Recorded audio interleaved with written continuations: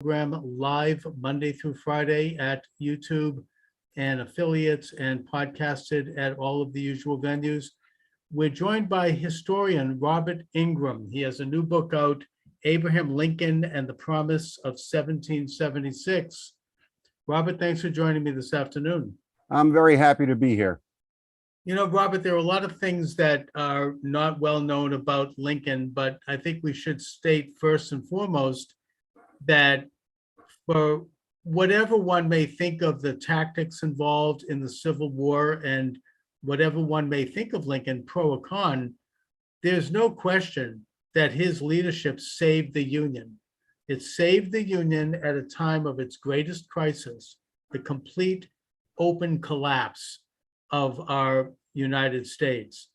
And it could have gone in other directions. We could have ended up a bunch of squabbling states like Europe, you know, at war with each other. I mean, there was no guarantee that the Union would be saved. And I think that that leadership aspect of his personality also went to his political philosophy, wouldn't you say? Yeah, I would say that that's absolutely the case. There's a quote or two I want to read in a second from Lincoln, very short quotes, but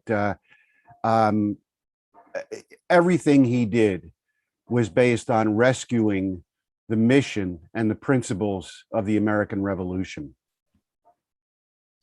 That's right. I mean, that was the guiding principle. But I think that additionally, Lincoln was a Whig. He was not part of the sort of the Jacksonian Democrats that had been, you know, in power in Washington since Andrew Jackson. Not that they weren't great patriots.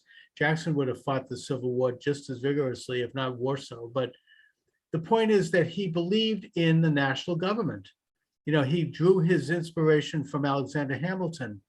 You know, he believed in a national banking system.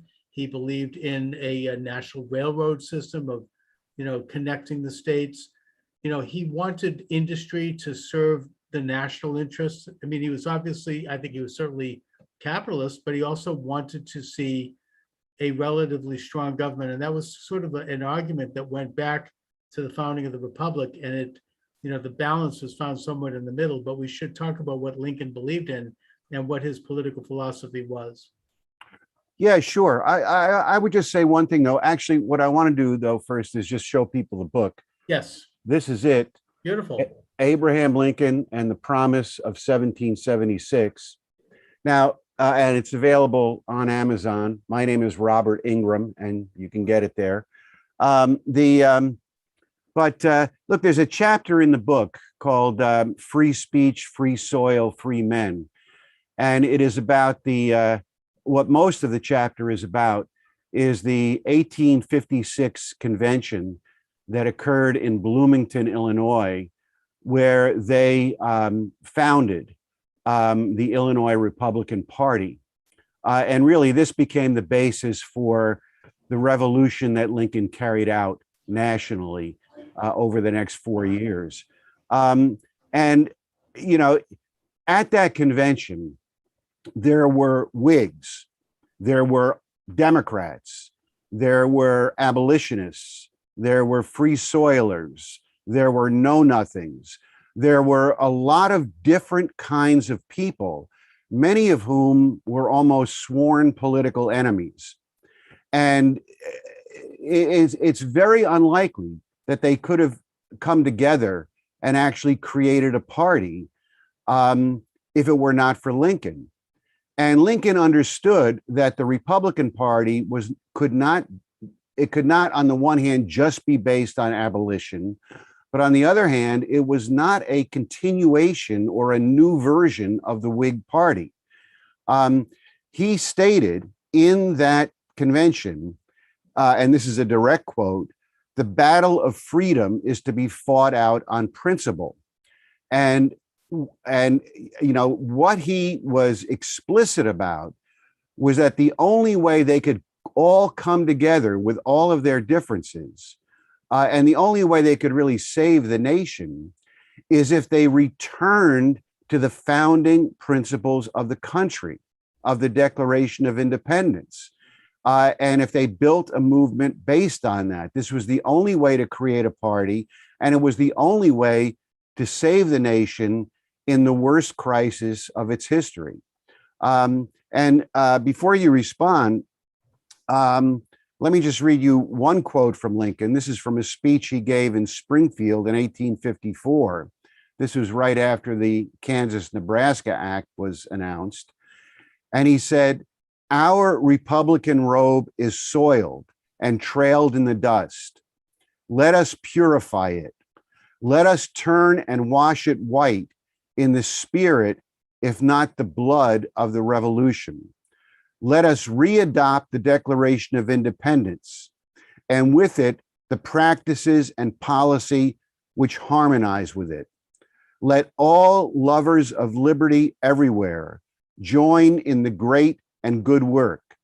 If we do this, we shall not only have saved the Union, but we shall have so saved it as to make and keep it forever worthy of saving." And yes, there's chapters in my book about greenbacks, about the whole question of national economic sovereignty. There's a lot of material in the book. But, in examining Lincoln's life, you have to recognize that these are not just programs, they're not just policies, that he had a profound, very deep understanding and commitment to the mission of the American Republic, of what the creation of the American Republic meant for all of humanity.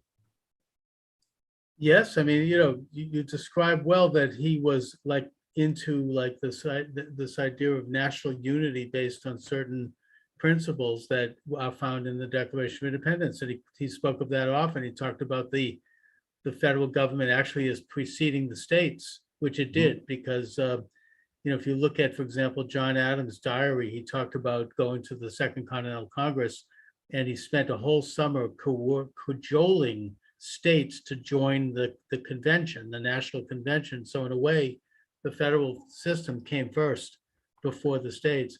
But I just it's very inspiring when you talk about this, because it makes me wish that we had somebody on the scene today like that, who could bring together people from disparate sides. You have the Trump supporters, and you've got the Bernie Sanders supporters, and you've got other people who are both, at least traditionally on the left and right, even though I even think those terms are a little old-fashioned at this point.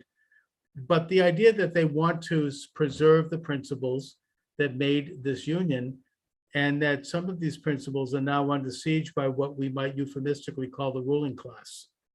In my opinion, what President Trump called the deep state, other names for it.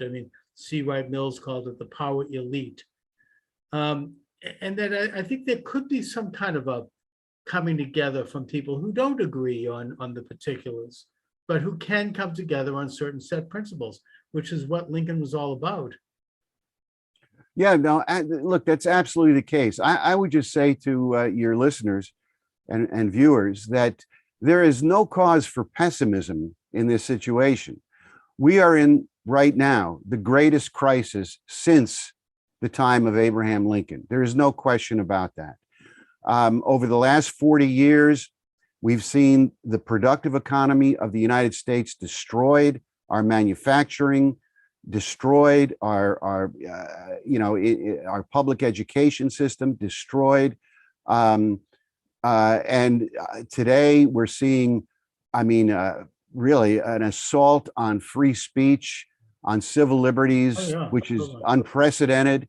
But the fact of the matter is, we are also witnessing right now, as we are speaking, an unprecedented involvement of millions and millions of citizens in political debate, political discussion, political activation. We have this recall campaign going on in California, which is where I am, against Gavin Newsom. Mm-hmm. And it's very interesting because we've had a lot of debates with a lot of the candidates, And some of them are very strong Trump supporters and they're against Newsom. But there are also quite a few Democrats who have been involved in these debates. And it's not what you would expect, because what they're talking about is the collapse of education, the drought, the fires, the destruction of life, the fact that there's no future for young people. This is, this is perceived and this is felt in a very deep way across the board, all across the country. And there is a willingness to look at economic policy in a way that I have not seen in my lifetime occurring right now. And I discussed this in the book with Lincoln's greenback policy, and it wasn't just a question of printing money. It was a question of recognizing that our sovereign government, our republic, must be economically sovereign, which means that it must take back control of our credit system, of our monetary system, from these, speculators and bankers who have driven us into this disaster that we're in today. But there's, look,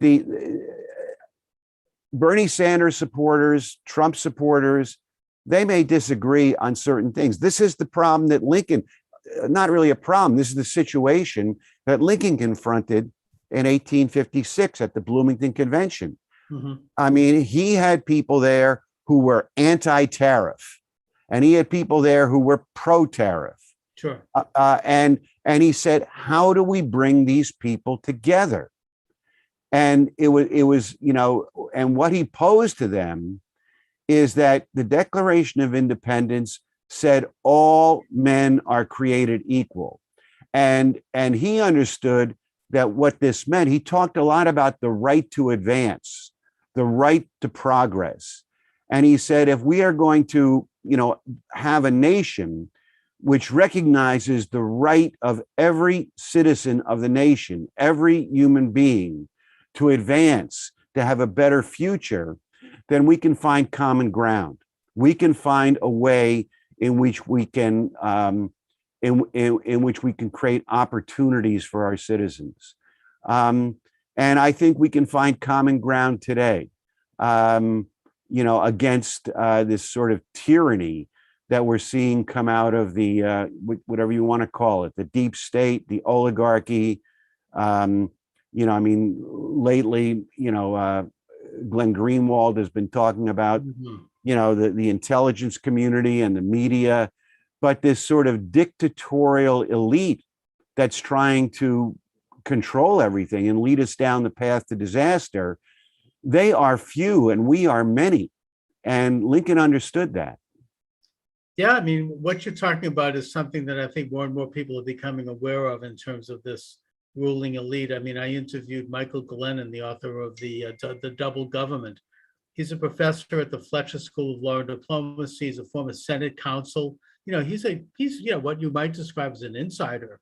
And he talks about the national security state assuming all kinds of powers starting in 1948 that have expanded to the point where it's worked its way into almost all elements of our government, and it has income from like outside congressional sources, and it's this amorphous power, and that it's using that power now to further its own powers. And but you mentioned in your book, and it's just sort of to get into a particular, Lincoln's issuing of greenbacks, which has been often described by detractors as one of the mistakes Lincoln made. Now, my understanding is that Lincoln, in order to finance the Civil War, in order to save the Union, he had meetings with, or his representatives had meetings with some of the big private banking firms. And they wanted exorbitant interest rates. They wanted all these conditions.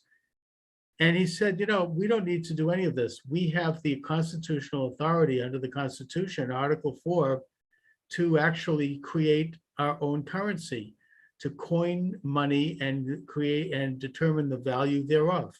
It's the third clause, I think, in the this eighth part of the Constitution, the congressional authority. We just need to have the Treasury go to Congress, and together they can create money. And Yeah, absolutely, that's absolutely. absolutely what they did, and it paid for the Civil War. Yeah, that is absolutely what they did. I mean, what you described is what occurred. Look at the point that South Carolina seceded, and then the other states followed them within about 2 months. Most of the other states, and then some came later. But at the point that the South Carolina seceded, you had the firing on Fort Sumter.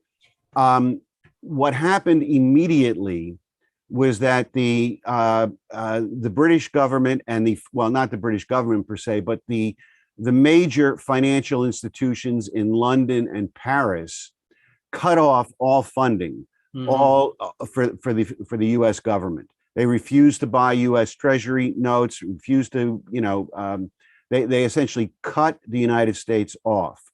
And the intention was to blackmail the American government to acquiesce to Southern secession. If I can interject, I mean, they did more than just cut off funding and stop any loans. The French actually invaded Mexico and took. No, the front. Look, there's a. I go through this in the book. Yeah. Look, most of the weapons that the South had were supplied by Great Britain. This idea that Britain didn't recognize the Confederacy and that they were neutral, this is nonsense. No. There had to be the blockade. I mean, they amassed troops in Canada, though they were a real enemy. Right. And one of our allies in that war, it's not well known, was Russia. Yeah, there's a chapter on that in the book too.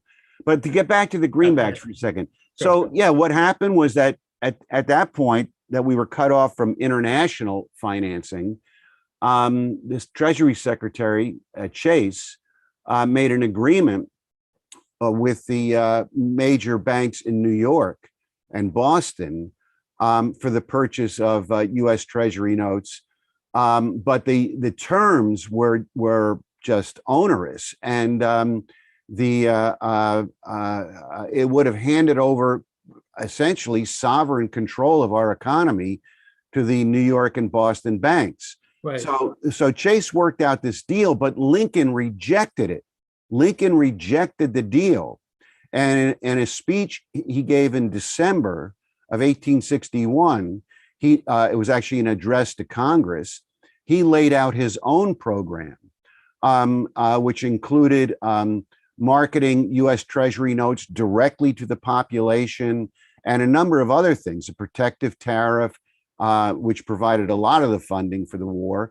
But one component of that was the issuance of sovereign legal tender U.S. Treasury notes, which became known as greenbacks. Lincoln didn't call them greenbacks, but that's what they became known as. And this was fiat currency, but it was fiat currency, not the way the Federal Reserve circulates it now, or not the way banks, circulate interest-free. It was interest-free currency issued directly by the Treasury, right? Issued directly by the Treasury. And then what he did is they also passed two banking acts. The first one was in 1862, and then there was a supplementary act in 1864, which created a national banking system. Right. Now some people say that this was inferior to Hamilton's central bank, national bank. That's a debate for another time. I'm not so sure it was inferior, because what they actually did in order for the banks to become members of this national banking system, they had to take 1/3 of their assets, 1/3 of their money, and buy U.S. Treasury notes. But then they had to deposit those notes with the Treasury. In other words, they bought the notes, but then they had to redeposit those notes with the Treasury.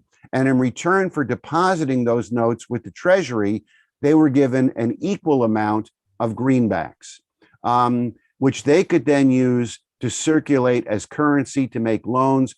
So essentially what Lincoln did with the combination of the greenback issuance and the National Banking Acts is he integrated the entire regulated, and there were all other kinds of regulations in terms of reserve requirements, what have you, but he integrated the entire US banking system into a credit system through which the greenbacks flowed into the economy for investment in agriculture, manufacturing, industry, and other kinds of enterprises. He established a national credit system in which the circulation of the greenbacks was the sort of the blood that circulated through the system and made the whole thing operate.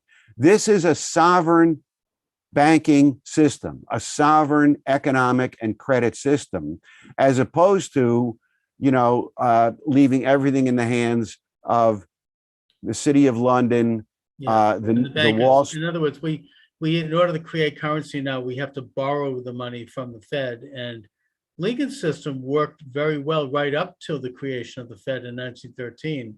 Yeah. Basically, it issued interest-free currency based on the good faith and credit of the United States. It could be loaned at very low interest rates and very conservatively to businesses and to governments who had a plan to use it. And it even goes back to the colonial banking system that was established in Boston. Yeah. Or in colonial times, the scrip system, which was destroyed by the Bank of England. It was one of the causes of the American Revolution. But Lincoln really established, the right of the people to determine the value of their currency, and not to have a lien on that value by private banking institutions, which could continue operating, of course, but would do so based on specie as opposed to their ability to create currency. They would have to, there was very, very conservative ratios with regard to what they could do in relation to the national issuance. Yeah, that's true. I mean, the withdrawal of the greenbacks in 1879 after the passage of the Specie Resumption Act in 1876, this really, crippled to a significant degree,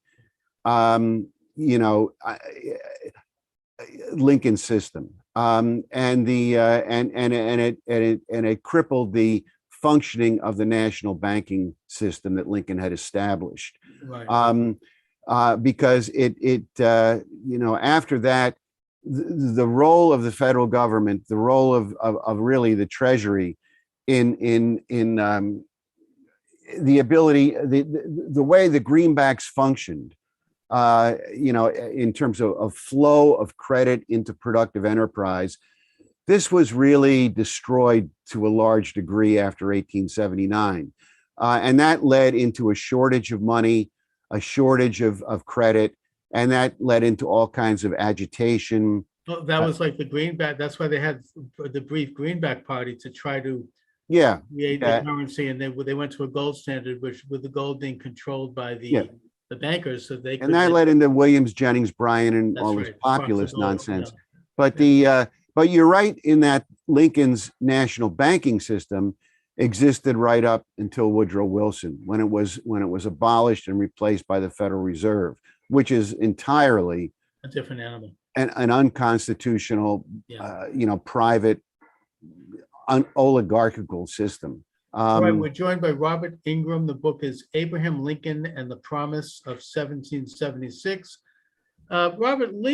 Abraham Lincoln was, there were legends of how he was such a voracious reader that he would be carrying books with him everywhere he went, and he'd be reading them as he walked and as he worked. And he just was truly a Renaissance man, involved in, not just, practical, nonfiction, but he also was into the arts, and he was, well read in Shakespeare. Talk a little bit about what his interests were in that regard.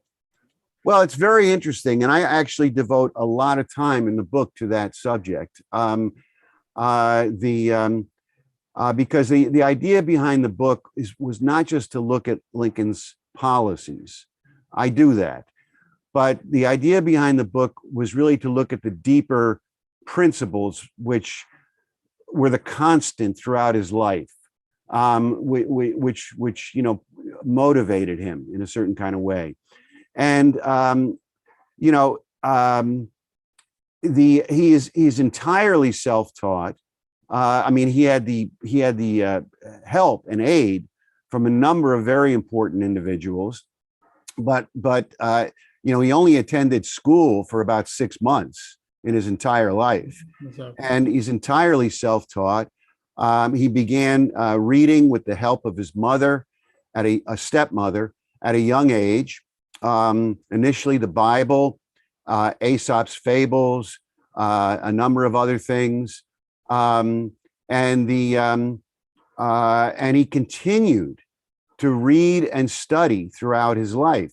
There's an entire chapter in the book on Lincoln's reading and his investigations into science, which is almost never talked about by anybody. Right. But he was extremely interested in science, and he read it. The premier science journal of his time was called Silliman's Journal, and Lincoln read every issue of it.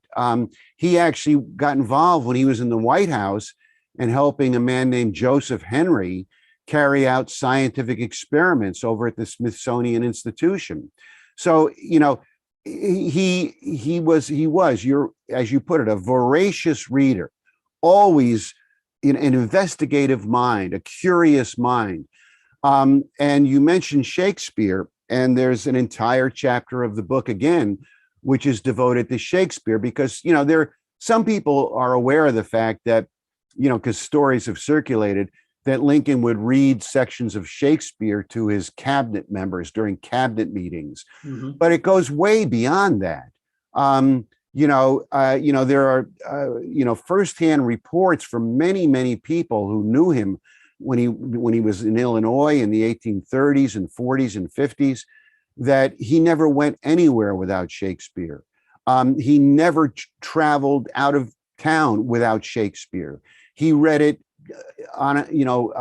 all the time, not just to himself, but he got into the practice of reading it and reciting it to other people. He was a deep student of Shakespeare. His favorite play was Macbeth. And I go through in the book one of this question of Lincoln and Macbeth, because he didn't read Shakespeare the way a student in a classroom reads Shakespeare today, or the way a college professor discusses Shakespeare for today. This was all very real to him. What is Macbeth about? Macbeth is about a trusted individual who betrays the king, who ends up murdering the king. And here's Lincoln in 1861, surrounded by people like Alexander Stephens, who he knew, who was a friend of his when he was in Congress, a Whig. Mm-hmm. He was actually a member of the Whig Party. And Lincoln was a close friend of his in 1848, 1849, when he was in Congress. And Stephens betrays the Republic, becomes the vice presidency of the Confederacy. I mean, it's right out of Macbeth. Incredible. And this is what Lincoln is dealing with. And there's a famous, it's not really famous, but there's for some people, a well-known scene where Lincoln in early 1865, traveled down to Richmond. This is after the fall of Richmond. Yes. And in Richmond, he meets with Grant and Sherman to discuss what they're going to do next, in terms of bringing the war to a conclusion.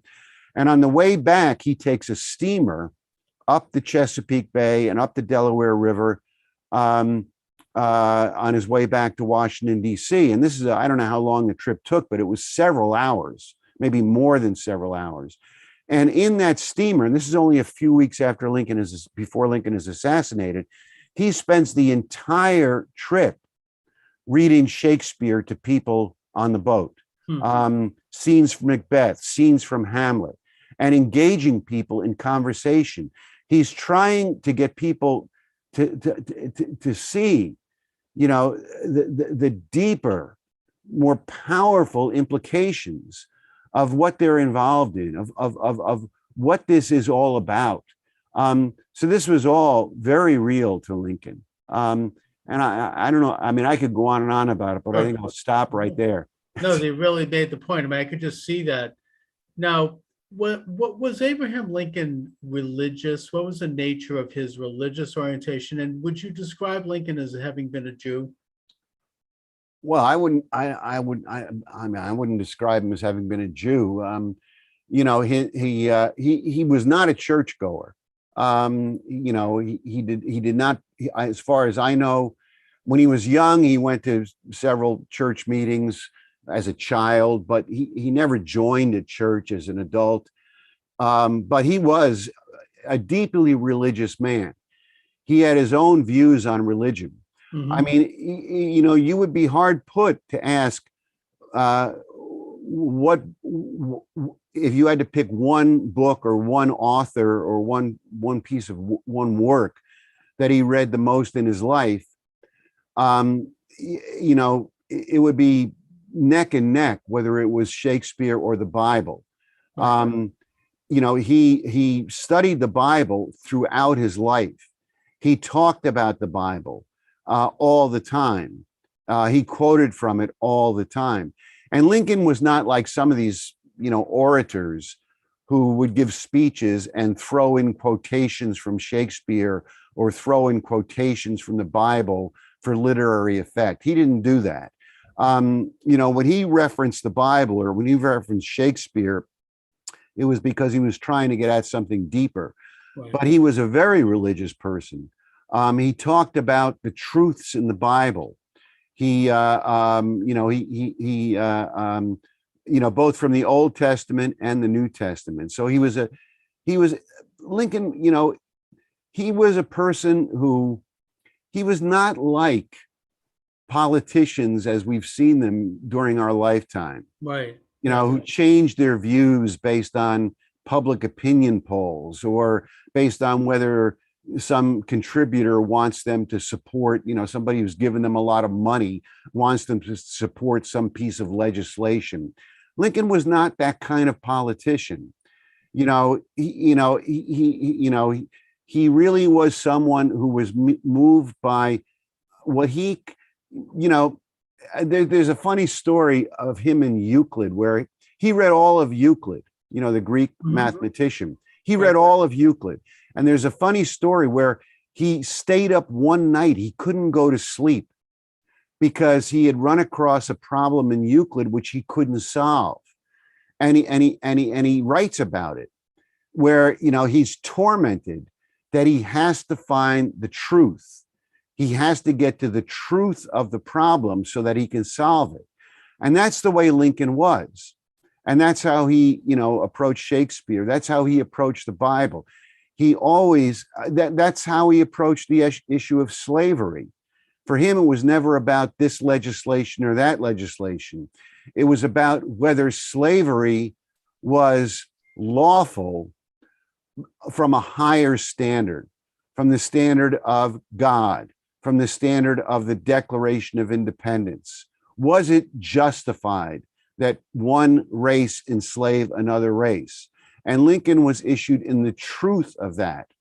So you know, he was a deeply religious man, not dogmatic in the sense that he belonged to a particular church and supported the dogma of that church, like the Methodist Church against the Baptist Church, against the Presbyterian Church. Right. But on principle, you know, he would not violate. If he arrived at something which he considered to be coming from, you know, higher principles, which he had reached the conclusion that it was truthful, that it was right, then he would not violate that. You know, he had a principle, and the principles were based upon very deep thinking and study and hard work. Yes, exactly. Very unusual. I mean, I think there's something almost providential about him having been at that time, you know, in that position to be the leader of the country. And, to have that kind of an influence, which makes him the greatest president in history in a way, because nobody dealt with that kind of a crisis. And he was sui generis in that sense. There's no one quite like him. It Mhm. hasn't been since, in a lot of ways, unfortunately, too bad, but there's no statesman that can have that kind of background and that kind of, absolute awareness of a situation from a very learned place. Yeah, absolutely. I mean, the only president in my mind who you can compare with Lincoln is George Washington. And Sure. in Washington's case, you have to look at both his 8 years as president, which are underrated Oh, yeah. and underappreciated, but also his 8 years leading the Continental Oh, Army yeah. from 1775 to 1783. Without Washington, it's very questionable whether there would have been an American Revolution and an American Republic. But since Washington, certainly there's no one like Lincoln. And that's, I think, what I say in the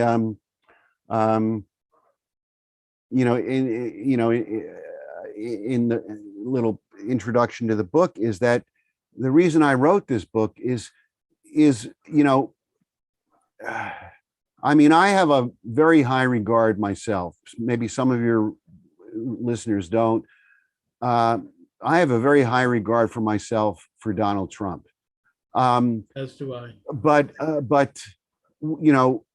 we can't just look to one person and say he's going to save us. That it's really up to each of us if we're going to rescue our nation at this time of crisis. And the reason I wrote this book was to try to give people a sense of, not just who Lincoln was, but what we can learn from Lincoln in order to develop qualities within ourselves, within each of us. We need a greater quality of leadership among millions of Americans today. And there's a lot that we can learn. There's a lot that we can improve within ourselves by studying Lincoln and who he was and what he did. Yes. So, Robert, listen, I want to thank you for joining me. Really interesting talk. Great book. You're a great historian. I admire what you're doing, your work. It's very inspiring at these times. Let my listeners and viewers know where, just hold the book up, let them know where people can get the book or anything else. Excellent. It's called Abraham Lincoln and the Promise of 1776. My name is Robert Ingram. You can get this on Amazon. I have a few other books up there as well, but this is the one you should start with. All right, way to go. All right, Robert Ingram, thanks so much for joining me this afternoon. Thank you very much.